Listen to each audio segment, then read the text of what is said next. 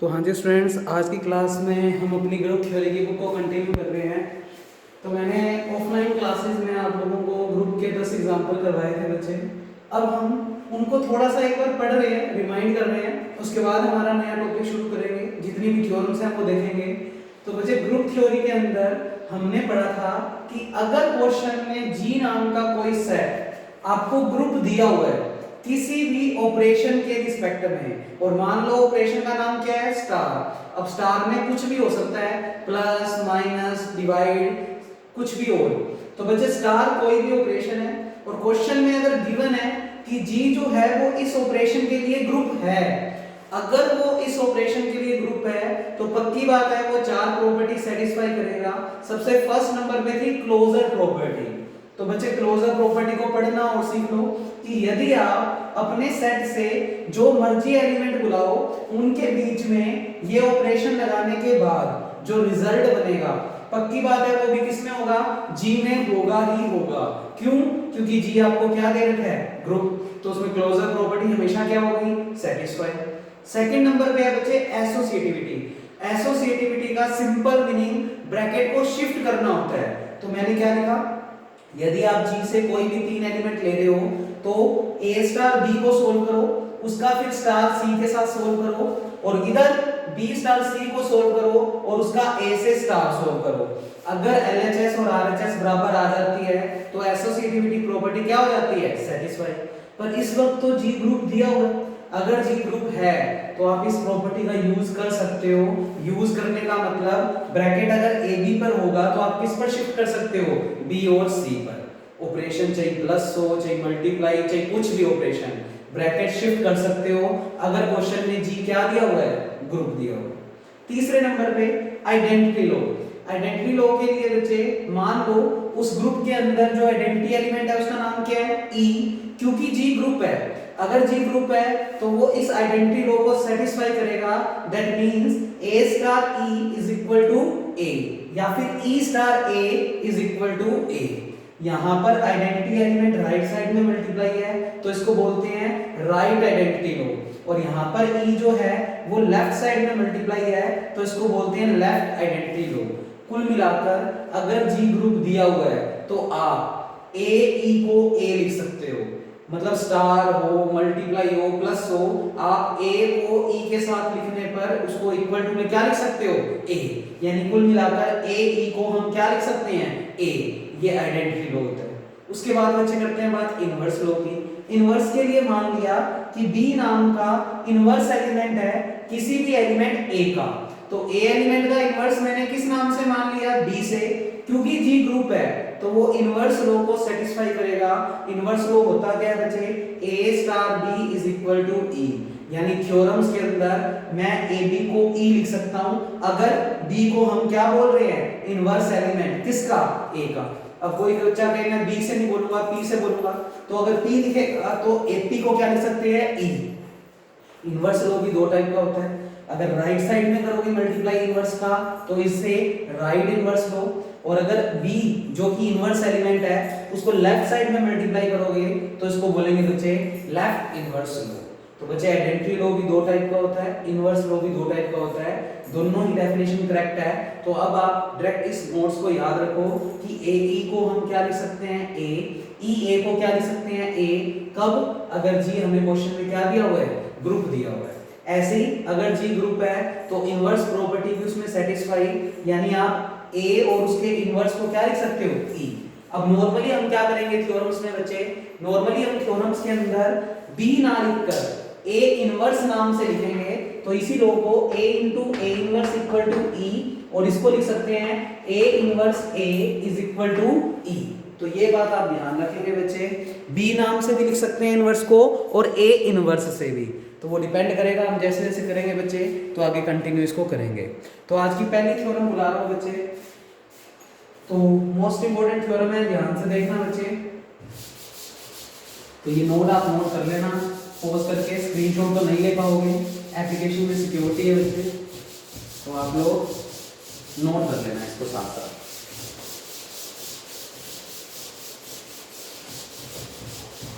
अब कुछ छोटी छोटी थ्योरम्स कर रहे हैं, क्योंकि जब बड़ी थ्योरम्स करेंगे बच्चे तो फिर उन रिजल्ट्स का डायरेक्ट यूज करेंगे हम। तो सबसे पहली थ्योरम है आज की हमारी uniqueness of identity. Uniqueness of identity. Uniqueness को हिंदी में बोलते हैं बच्चे अद्वितीय। यानी किसी भी ग्रुप में जो आइडेंटिटी एलिमेंट होता है वो यूनिक होता है। यानी अगर कोई जी नाम का सेट ग्रुप है तो उसमें आइडेंटिटी एलिमेंट एक ही बंदा होगा, एक से ज्यादा बंदे कभी भी आइडेंटिटी एलिमेंट नहीं बन सकते। आपको मैंने एग्जांपल्स करवाए थे, चेक कर लो। उसमें किसी भी एग्जांपल में आइडेंटिटी की वैल्यू 2 या 2 से ज्यादा नहीं थी, एक ही थी। एक का मतलब 1 से नहीं है, ई की वैल्यू 0 1 2 कुछ भी हो सकती है, पर जो भी आएगी वो यूनिक आएगी। मतलब अगर मान लो किसी सेट में आइडेंटिटी एलिमेंट की वैल्यू 2 है तो फिर 2 के अलावा कोई और आइडेंटिटी एलिमेंट सेट में नहीं होता।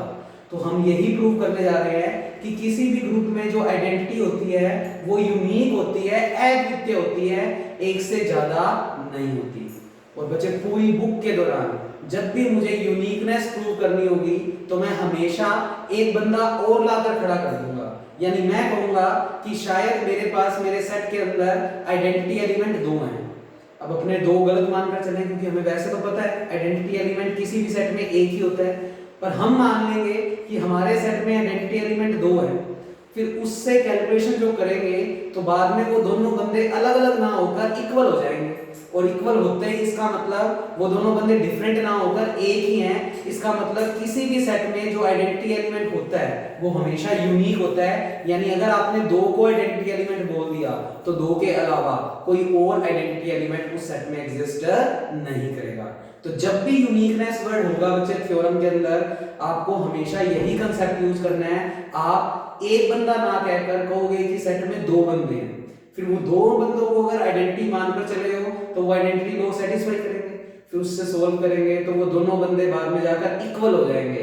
इक्वल होने का मतलब वो दोनों बंदे डिफरेंट है ही नहीं। और आपको पता है सेट में अगर कोई बंदा रिपीट हो रहा है तो उसको एक बार ही लिखते हैं, 2 या 3 बार नहीं लिखते।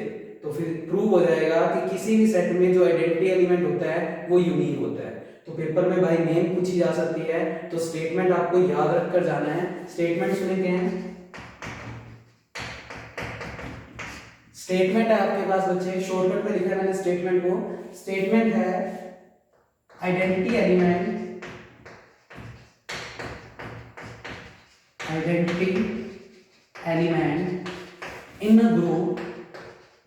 इन अ group is always unique।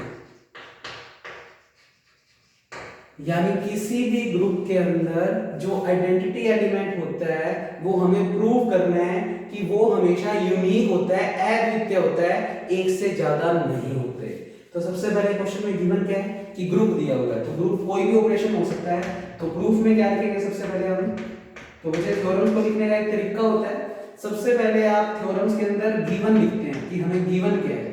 तो गिवन हमें क्या है कि जी नाम का बंदा कोई ग्रुप है, ग्रुप का नाम कुछ नहीं दे रखा तो हम नॉर्मली जी रखेंगे, ऑपरेशन भी नहीं दे रखा तो ऑपरेशन नॉर्मली स्टार रखेंगे। तो हमने लिखा let G star be any group. तो नॉर्मली हम मल्टीप्लाई के लिए बात करते हैं। अगर ऑपरेशन नहीं दिया हुआ ना थ्योरम के अंदर तो नॉर्मली हम मल्टीप्लाई मानते हैं।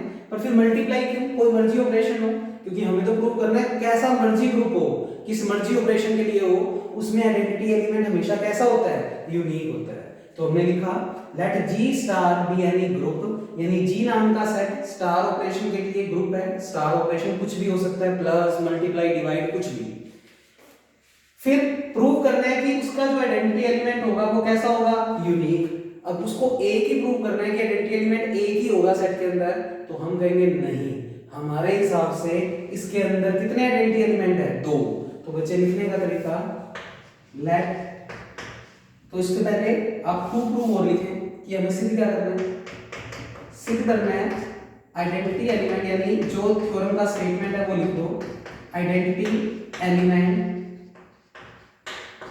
इन, जो हिंदी मीडियम के बच्चे हैं टी का मतलब बच्चे सिद्ध करना, टू प्रूव। इंग्लिश में बोलते हैं टू प्रूव और हिंदी में बोलते हैं सिद्ध करना है। तो बेटर है इंग्लिश में पढ़ो ये बुक, क्योंकि हिंदी में बहुत कॉम्प्लिकेटेड हो जाएगी। Identity element in a group is always unique. हमें ये प्रूव करना है। इसको प्रूव करने के लिए हमने रेस में दो बंदे लाकर खड़े कर दिए। तो जब भी यूनिक वर्ड आएगा तो आप हमेशा ये कंसेप्ट यूज करेंगे, क्या, दो बंदे मान लेंगे। ई नाम से तो हम हमेशा लिखते ही हैं, हमने बोल दिया E and E dash are two identity element. ध्यान से एक एक वर्ड इंपॉर्टेंट है बच्चे। ई और ई डैश नाम की दो आइडेंटिटी बोल रहा हूं मैं, इन जी।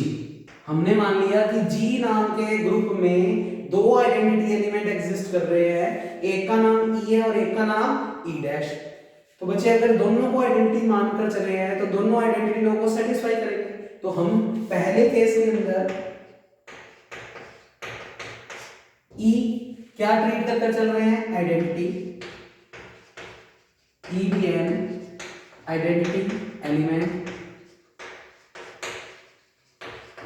क्योंकि ई को हम मानकर चले हैं कि वो आइडेंटिटी एलिमेंट है, तो ई तो मान लिया आइडेंटिटी एलिमेंट, और ई डैश भी आइडेंटिटी है पर साथ साथ वो उस ग्रुप का एलिमेंट भी तो है, तो ई डैश को एज अ एलिमेंट ट्रीट कर रहे हैं, and E dash as a element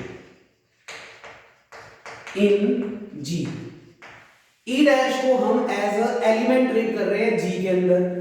तो बच्चे ई तो आइडेंटिटी एलिमेंट मानकर चल रहा हूं, हालांकि ई डैश भी आइडेंटिटी है पर आइडेंटिटी भी तो खुद एक एलिमेंट होता है, तो ई डैश को मैं एज अ क्या ट्रीट कर रहा हूं, एलिमेंट। तो बाय आइडेंटिटी लो लगा सकते हैं, क्योंकि जी ग्रुप है, जी ग्रुप है तो आइडेंटिटी लो को सेटिस्फाई करेगा। तो बाय आइडेंटिटी लो इन जी, आइडेंटिटी लो लगाओ। आइडेंटिटी किस नाम से, ई नाम से, और ई डैश एलिमेंट का काम कर रहा है, यानी आज एलिमेंट का नाम ए ना रखकर हम ई डैश रख रहे हैं। तो आइडेंटिटी लो क्या होता है बच्चे, एलिमेंट, एलिमेंट में तो ई डैश, ऑपरेशन का नाम स्टार है, स्टार लिखो चाहे ना लिखो, स्टार को डॉट मल्टीप्लाई कुछ भी मान सकते हैं, कोई भी ऑपरेशन मत लगाओ, मतलब जो भी ऑपरेशन है वो ही लिख रहे हैं। साथ में लिखते हैं आइडेंटिटी, आइडेंटिटी का नाम क्या है, ई, और आइडेंटिटी लो होता क्या है, element identity is equal to element, element का नाम क्या मानकर चल रहे हैं, ई डैश। तो मैं नीचे लिख देता हूं आपके लिए, मेरे लिए ई डैश फिलहाल एलिमेंट का काम कर रहा है, और ई जो है वो मेरे लिए आइडेंटिटी का काम कर रहा है। पेपर में ये चीजें लिखने की जरूरत नहीं है। तो आइडेंटिटी लो होता क्या है, element identity is equal to element, यही होता है बच्चे आइडेंटिटी लो। तो ई डैश, ई की वैल्यू कितनी आ गई, ई डैश। अब तुम्हें पता है आइडेंटिटी लो दो टाइप का होता है, ई डैश ई लिख दो चाहे ई ई डैश लिख दो, तो आप बराबर में लिख सकते हो ना, ई ई डैश, ई डैश ई भी लिख सकते हो, ई ई डैश भी लिख सकते हो। आपको बताया हुआ है आइडेंटिटी लो दो टाइप का होता है, इसे राइट आइडेंटिटी, इसे लेफ्ट आइडेंटिटी। तो ये भी इसके बराबर है और ये भी इसके बराबर है, इसको मार्क कर दिया इक्वेशन नंबर 1। तो आप लोग पहले यहाँ पर नोट करो बच्चे, फिर अपने ऊपर मिटो के लिखते हैं। तो इस थ्योरम का कंसेप्ट क्या लेकर चले हैं हम अपने ग्रुप के अंदर दो आइडेंटिटी लेकर चले हैं, एक ई नाम से और एक ई डैश नाम से, और फिर एक पहले केस में ई को आइडेंटिटी और इसको एज अ एलिमेंट ट्रीट किया। अब केस सेकंड बना रहा हूं जिसमें ई डैश को तो आइडेंटिटी और इसको कोई भी एलिमेंट मानकर चल रहा हूं। तो लिखा मैंने केस सेकंड। तो थ्योरम सारी समझने वाली है बच्चे, कंसेप्ट्स याद करते जाओ जिससे आगे पूरी बुक इजी लगे। तो हमने हेडिंग लगाई केस सेकंड। केस सेकंड में हम ई डैश को अब की बार आइडेंटिटी मानकर चल रहे हैं। तो let E dash B an identity of G and E B an any element in G. तो अब की बार ई डैश को तो एज अ आइडेंटिटी और ई को एज अ एलिमेंट मानकर चल रहा हूं, और क्योंकि जी ग्रुप है तो रीजन में भी लिखना चाहो तो इधर भी लिख सकते हो, क्योंकि जी इज अ ग्रुप, और जी अगर ग्रुप है तो बाय आइडेंटिटी लो बाय आइडेंटिटी लो लगा सकते हो, जी ग्रुप है। तो आइडेंटिटी लो कहता क्या है बच्चे, एलिमेंट ऑपरेशन आइडेंटिटी। एलिमेंट का नाम क्या है आपकी बार बच्चे, ई नाम का बंदा एलिमेंट का काम कर रहा है। ऑपरेशन लिखा के जरूरत नहीं होती, स्टार मल्टीप्लाई कुछ भी हो सकता है, तो पढ़ा रहने दो।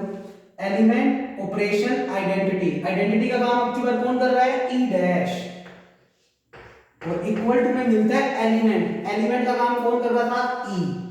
तो तुम्हारे लिए मैं नीचे लिख देता हूं, यहां पर ई एज अ मेरे लिए काम कर रहा था एलिमेंट, ये मेरे लिए काम कर रहा था एज अ आइडेंटिटी एलिमेंट, और लो होता है element identity is equal to element. और फिर वही बात, आइडेंटिटी लो दो टाइप का होता है, तो ये तो हो गया राइट आइडेंटिटी लो, और अगर मैं ई डैश को इधर लिख दूं और एलिमेंट को इधर लिख दूं तो वो लेफ्ट आइडेंटिटी लो। तो आप इसको रिवर्स करके और लिख सकते हो, यानी ई डैश इंटू ई। इंटू मत लगाना, क्योंकि फिर तो एक पर्टिकुलर मल्टीप्लाई के लिए हो गया। हम तो स्टार नाम का कोई भी ऑपरेशन, अब वो स्टार प्लस हो सकता है, मल्टीप्लाई हो सकता है, कुछ भी हो, ये डेफिनेशन बिल्कुल लगेगी इसमें। इक्वेशन हमने इसको मार्क कर दिया बच्चे सेकंड। अब वन और सेकंड को अगर आप ध्यान से देखो, बोर्ड पे आपको दिखाई दे रही है बच्चे, फर्स्ट और सेकंड को ध्यान से देखो, तो ये ई डैश किसके बराबर है, ई डैश के। ई डैश किसके बराबर है, ई के बराबर। देखो ये वाली चीज मैं बॉक्स में बंद करता हूं, ध्यान से देखना, क्योंकि इसके बाद हम एक लाइन लिखने वाले हैं बस, फ्रॉम इक्वेशन 1 एंड 2। तुम भी अपनी कॉपी में ऐसे बॉक्स बना लेना जिससे याद रह जाए बात। फ्रॉम इक्वेशन 1 एंड 2, तो इसके बाद मैं लिखने वाला हूं फ्रॉम इक्वेशन 1 एंड 2। ध्यान से देखो, ई डैश की वैल्यू किसके बराबर है, ई डैश। ई डैश की वैल्यू यहां पर किसके बराबर है, ई के। अगर ये वाली चीज और ये वाली चीज इक्वल है, तो इनके बराबर में जो रिजल्ट है वो भी आपस में क्या होंगे, इक्वल। तो फ्रॉम इक्वेशन 1 एंड 2, अगर ये चीज और ये चीज इक्वल है, तो फिर ये चीज और ये चीज भी इक्वल होगी, तो ई और ई डैश क्या आ गए बच्चे, इक्वल।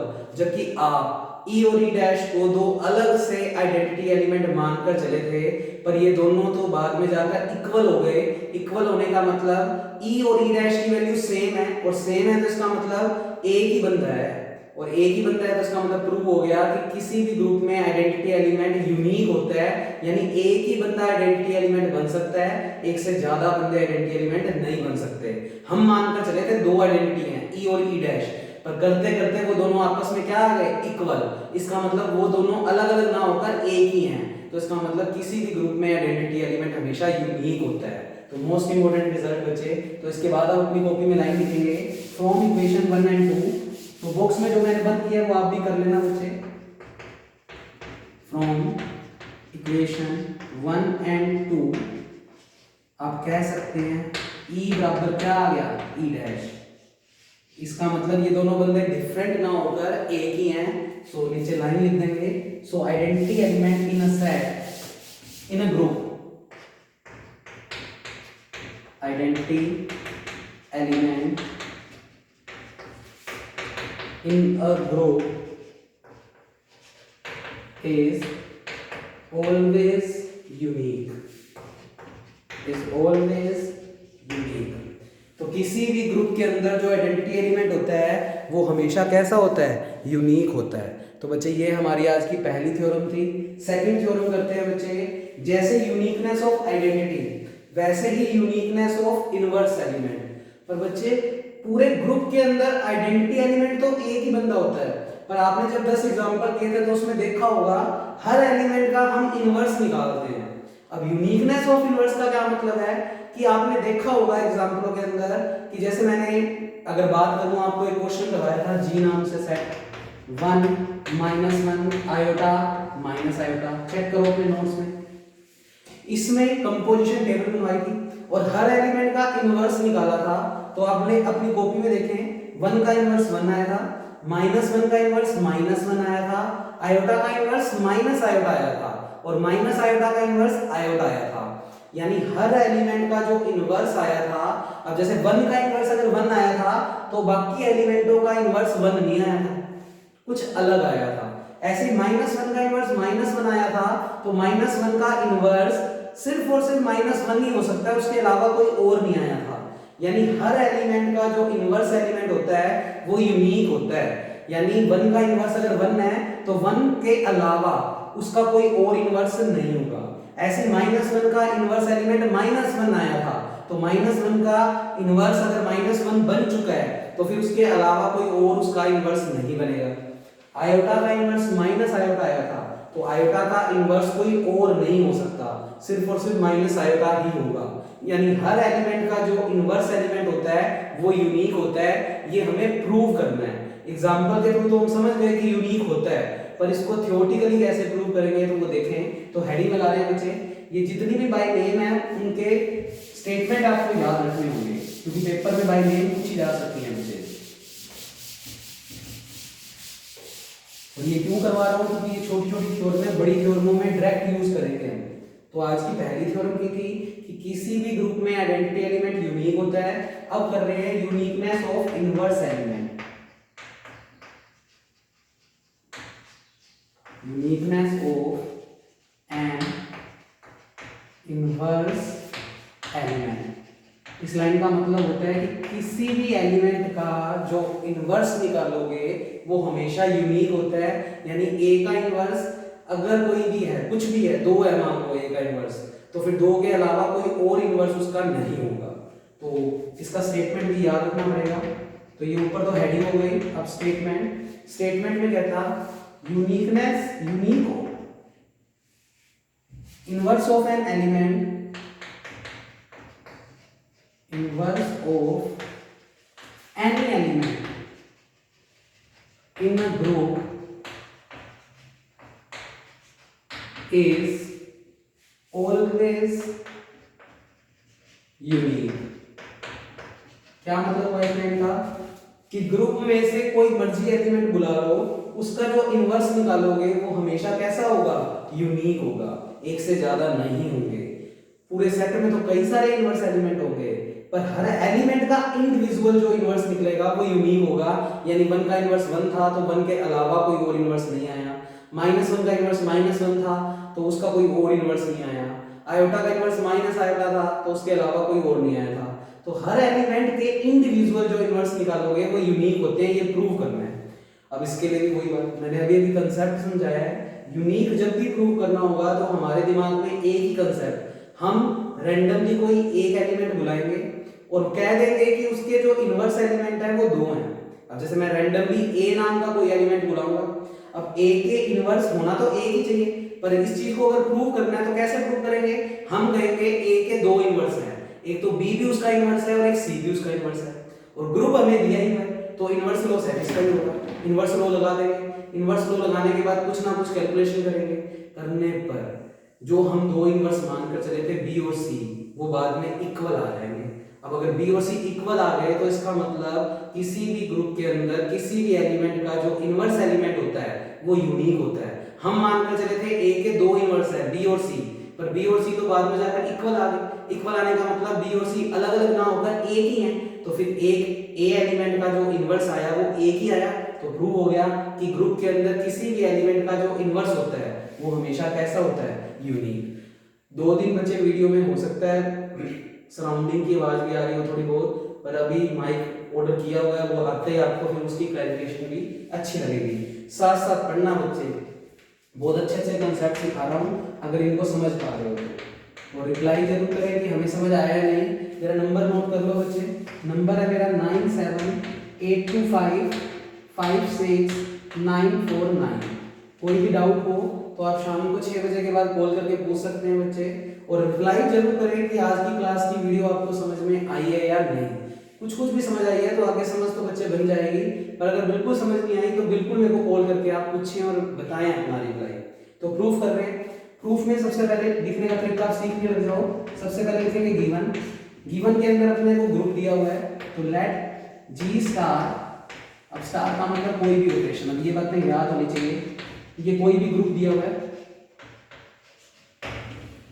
अब ग्रुप है तो उसमें आइडेंटिटी एलिमेंट तो हो गई, और प्रूव कर चुके हैं किसी भी ग्रुप में आइडेंटिटी एलिमेंट यूनिक होता है, और नॉर्मली हम आइडेंटिटी को ई से लिखते हैं, तो हमने लिखा let E B an identity element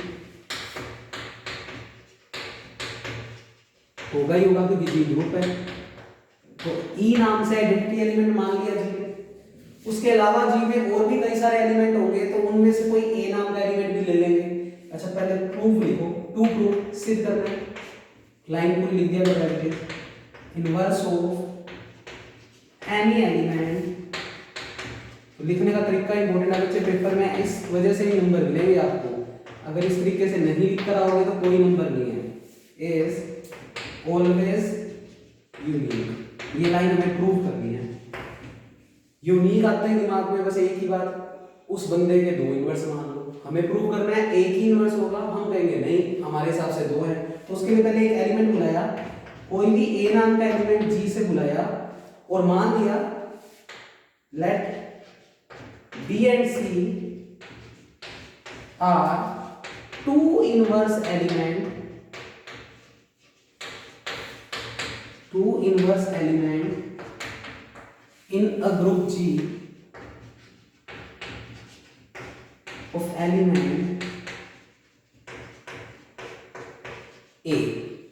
तो हमने इस लाइन में क्या लिखा, हमने कह दिया कि इस A एलिमेंट जो कि हमने G से लिया है उसके दो इनवर्स हैं। कौन कौन? B और C। B को भी मैं इनवर्स एलिमेंट मानकर चला हूं किसका? A का, और C को भी इनवर्स एलिमेंट मानकर चला हूं किसका? A का। तो कुल मिलाकर अगर सरल शब्दों में इस लाइन को लिखूं, नॉर्मली हम किसी भी एलिमेंट के इनवर्स को ए इनवर्स से लिखते हैं। भाई ए एलिमेंट है तो उसके इनवर्स को किससे लिखते हैं? A inverse. और वो इनवर्स एलिमेंट हम किसको मानकर चले हैं? बी को। तो आप लिख सकते हो ना, तो लाइन क्या लिखेंगे? क्योंकि B is an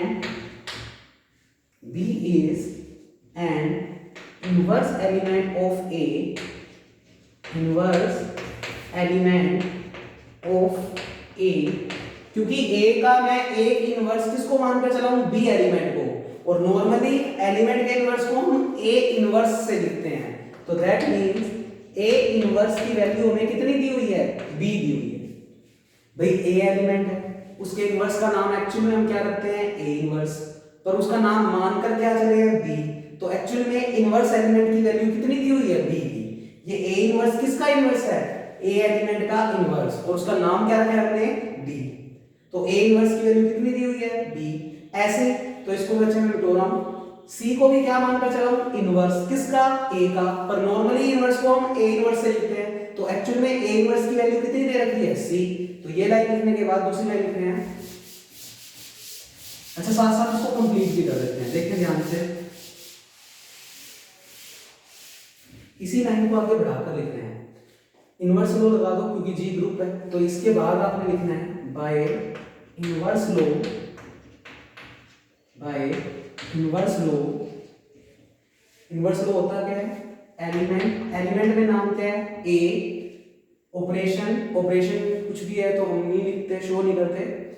element operation inverse में ए इनवर्स की वैल्यू कितनी मानकर चले हैं? बी। तो ए बी इक्वल टू कितना? ई। इनवर्स लो होता क्या है? Element inverse element equal to identity. तो मैं नीचे लिख देता हूं आपके लिए, ये ऐसे काम कर रहा है एलिमेंट का, ये काम कर रहा है inverse element of A, inverse element of A, और ये ई जो है वो काम कर रहा है बच्चे आइडेंटिटी का। इनवर्स लो आपने पढ़ा हुआ है, इनवर्स लो होता है एलिमेंट उसका inverse is equal to identity. तो एलिमेंट का काम तो कर रहा है ए, इनवर्स का काम हम B को मानकर चले हैं इनवर्स एलिमेंट, तो B की जगह हमने इनवर्स की जगह रख दिया और इक्वल टू में आइडेंटिटी। अब इनवर्स लो भी दो टाइप का होता है, ये वाला इनवर्स एलिमेंट राइट साइड में मल्टीप्लाई किया है तो इसको राइट इनवर्स लो, और अगर इसको इधर और इसको इधर लिख दें तो वो लेफ्ट इनवर्स लो। तो आप इस AB को बिल्कुल लिख सकते हो BA, इसको मार्क कर दिया इक्वेशन नंबर 1। अब नेक्स्ट लिखते हैं, C को भी क्या मानकर चलो? इनवर्स किसका? A का। तो लिखा हमने। अगर ये लाइन नहीं समझे हो तो स्किप कर सकते हो, बट ये बहुत अच्छी लाइन है अगर आप समझ पाए हो तो बच्चे। फिर लिखा क्योंकि C is also an inverse element of A, that means इसका मतलब क्या है कि A इनवर्स, क्योंकि A एलिमेंट के इनवर्स को नॉर्मली किससे लिखते हैं हम, A इनवर्स, और उसकी वैल्यू क्या मानकर चले हैं, C। तो A इनवर्स हमें एक्चुअली में कितना दिया हुआ है, C। तो बाय इनवर्स लो, क्योंकि G ग्रुप है, तो बाय इनवर्स लो इन G लगा दो। अगर G के अंदर इनवर्स लो लगाएं तो एलिमेंट का नाम तो क्या है, A। ऑपरेशन को शो करने की जरूरत नहीं है। इनवर्स एलिमेंट का नाम क्या रखकर चले हैं, C इक्वल टू में आइडेंटिटी। इनवर्स लो यही होता है, एलिमेंट उसका inverse element equal to identity. फिर वही बात, C को राइट साइड में कर रहे हो तो राइट इनवर्स लो, और अगर इसको CA लिख दो तो लेफ्ट इनवर्स लो। यहां पर भी शो कर देते हैं, ये एज अ काम कर रहा है एलिमेंट, ये उसका इनवर्स एलिमेंट। तो पेपर में नीचे लिखने की जरूरत नहीं है, ये सिर्फ आपको समझाने के लिए अपनी कॉपी में जरूर लिख लेना। इसको मार्क कर दिया बच्चे इक्वेशन नंबर 2। तो इस थ्योरम में प्रूव करना था कि A एलिमेंट का सिर्फ एक ही इनवर्स होगा, पर हमने कहा कि नहीं, हमारे हिसाब से 2 इनवर्स होंगे, B और C, और उसके अकॉर्डिंग हमने इक्वेशन 1 और इक्वेशन 2 लिख दी। अब 1 और 2 लिखने के बाद बच्चे ये चीज इसके बराबर है और ये चीज इसके बराबर है, तो मैंने इतने इतने पोर्शन को बुला लिया। तो देखो ध्यान से, फ्रॉम इक्वेशन 1 आप इसको भी बुला सकते थे, मर्जी आपकी है, फिलहाल मैं इसको बुला रहा हूं। तो BA बराबर हमें गिवन है E के, गिवन है BA किसके बराबर है, E के। बच्चे दोनों तरफ मैं C का मल्टीप्लाई कर रहा हूं, कर सकता हूं क्योंकि G ग्रुप है तो क्लोजर प्रॉपर्टी सेटिस्फाई होगी। तो कोई भी एलिमेंट अगर G का ही आप मल्टीप्लाई करोगे तो वो जो भी रिजल्ट बनाएगा वो भी G में ही बैठेगा, क्योंकि क्लोजर होती क्या है, जैसे ये एलिमेंट G का है, ऐसे कोई C एलिमेंट G का है, तो उनका प्रोडक्ट यानी उनका भी ऑपरेशन लगाने के बाद जो रिजल्ट बनेगा वो भी G में होगा। तो पहले तो मल्टीप्लाई कर दो दोनों तरफ C का, तो हमने किया BAC इज इक्वल टू, इधर भी C का कर दिया।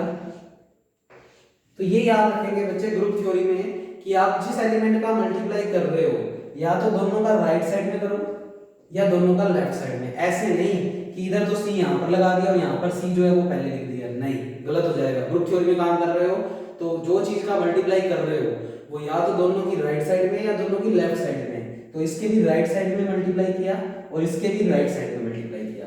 तो इस स्टेप को वैल्यू को तो हमने यहां से बुलाया और फिर दोनों तरफ C का मल्टीप्लाई कर दिया, तो ये स्टेप। अब बच्चे प्रॉपर्टीज लग रही है, लगा दो, क्योंकि G ग्रुप है। इसमें तो लगा दो एसोसिएटिविटी। तो सबसे पहला स्टेप मैं कर रहा हूं बाय एसोसिएटिविटी। तो देखें साइड में लिखा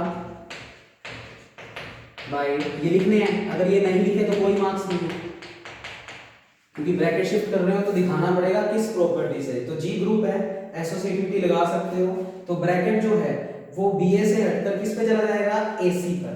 तो ये स्टेप बनेगा B, ब्रैकेट शिफ्ट हो गया AC पर और साथ में चल रहा है E इंटू C। अब बच्चे E इंटू C को क्या लिख सकते हो, E इंटू C को आइडेंटिटी लॉ से, आइडेंटिटी लॉ क्या होता है, element into identity is equal to element. तो E इंटू C को क्या लिख सकते हो, C। याद रखो किसी भी बंदे का अगर E से मल्टीप्लाई होगा तो E खुद खत्म हो जाता है और वही एलिमेंट बच जाता है जो उसके साथ में है। तो इसके साथ कौन है, C। भाई तुमने अभी भी पढ़ा है, मैं साइड में लिख देता हूं। Identity low A into E क्या होता है, A। अब इसका मतलब ये कोई होता है कि सिर्फ A ही होना चाहिए, ऐसे ही B इंटू E भी क्या होगा, B।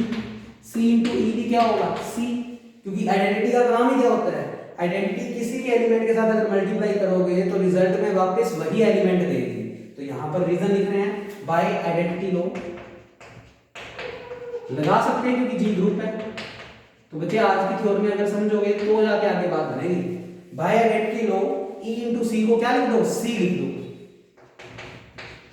अच्छा साथ में इक्वेशन 2 का और यूज कर दें तो AC की वैल्यू कितनी है, E। नेक्स्ट स्टेप में लिख देंगे, चलो तो B AC और E इंटू C की वैल्यू तो हो गई C, क्योंकि element into identity is equal to element. तो आइडेंटिटी लो लगाया इसमें और ये C के बराबर आ गया। यहां तक नोट कर लो बच्चे। उसके बाद आपको बोर्ड के ऊपर बिल्कुल अच्छे से दिखाई दे रही है बच्चे AC की वैल्यू कितनी है, E। तो यहां पर नीचे लिखेंगे यूजिंग इक्वेशन सेकंड। तो मैं लिखता हूं यूजिंग इक्वेशन सेकंड,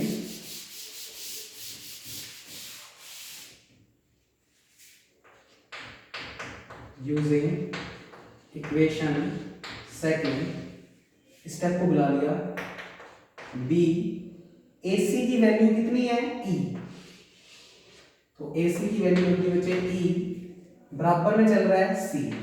तुम बेटर है यहाँ पर साइड में लिख कर ही दिखा दो कि AC की वैल्यू E गिवन है इक्वेशन नंबर 2 में, तो AC की जगह बच्चे क्या रख दिया E रख दिया। फिर आइडेंटिटी लो, element into identity is equal to element, तो यहाँ पर लिखेंगे बाय आइडेंटिटी लो element into identity is equal to element, तो B इनटू E क्या बनेगा B। याद रख लो हमेशा E का जब भी मल्टीप्लाई होगा तो E खुद खत्म हो जाएगा और जो भी दूसरा एलिमेंट है वो बच जाएगा। बराबर में क्या चल रहा है C। अरे हम तो B और C को अलग अलग मानकर चले थे, पर B और C तो क्या आ गए इक्वल, इसका मतलब B और C डिफरेंट नहीं है, एक ही है। तो इसका मतलब जो B और C को हम दो इनवर्स एलिमेंट बोल रहे थे एक, पर B और C तो इक्वल है, इसका मतलब एक एलिमेंट का एक ही इनवर्स है, यानी A एलिमेंट का इनवर्स चाहे B को बोल दो चाहे C को, क्योंकि दोनों इक्वल है, तो दो नहीं है एक ही है। तो आप इसके बाद बस नीचे लाइन लिख देंगे, सो inverse of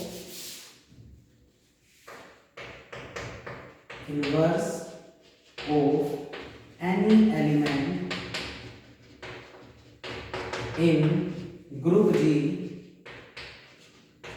is always unique. तो आज की दोनों थ्योरम में मोस्ट इंपोर्टेंट थी। फोन नंबर मैंने आप लोगों को दिया है बच्चे, मुझे रिप्लाई जरूर करेंगे आज आप ये वीडियो देखने के बाद कि आपको बातें समझ में आ रही है या नहीं। लिखने का तरीका यही रहेगा, प्रॉपर लिखवाऊंगा बच्चे, तो आप लोग ध्यान से इसको नोट डाउन कर लें। ओके बच्चे, थैंक यू।